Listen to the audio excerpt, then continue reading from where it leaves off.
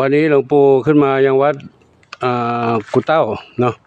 ก็นำอาหารที่คุณโยมกฤษพรจิราชธรได้ส่งมาให้หลวงปู่นำมาให้กับน้องๆหมาที่วัดกุเต้านะตอนนี้ก็ได้นำมาแล้วก็ถวายกับหลวงพี่มอบให้หลวงพี่แล้วนะหลวงพี่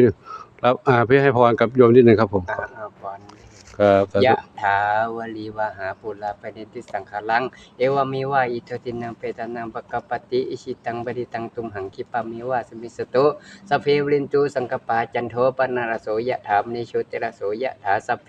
ติโยวิวัสสันตุสัพพะโลโควินาสันตุมาเตหวาวันตรายโยสุขีติคายุโกภวัมปิวาธนาสิริสนิจังอุทธาปจายโนจัตตาโลธัมมาวัฏันติอัญโยวันโนสุขังพระลังสาธุมาเจ้าขามาเร็วทำกินแล้วมากินอาหารแล้วเอาไม่กล้ามาเหรอมาเร็วมาวิ่งมาดูแลวิ่งตามหลวงพี่ไปนู่นนะวิ่งตามเจ้าของไปแล้วตามเจ้าของไปแล้ว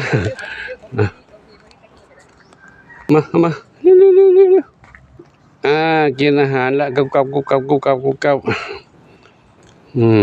แต่ก่อนนี้มีเยอะเนาะตอนนี้เนื่องจากว่าป่วยแล้วก็เสียชีวิตไปหลายแล้วก็เหลือไม่กี่ตัวละก็เท่าที่เห็นนะทีก็เห็นบ้างไม่เห็นบ้างอยู่ในวัดบ้างเนาะนี่ออกมาข้างนอกนี่ครับก็ขออนุโมทนาสาธุเนาะที่คุณโยมกฤษพรก็ได้ส่งมาให้น้องๆอยู่เป็นประจำเนาะให้หลายๆที่ให้ทั้งหมาที่อยู่ข้างทางด้วยให้น้องเหมียวที่ว่า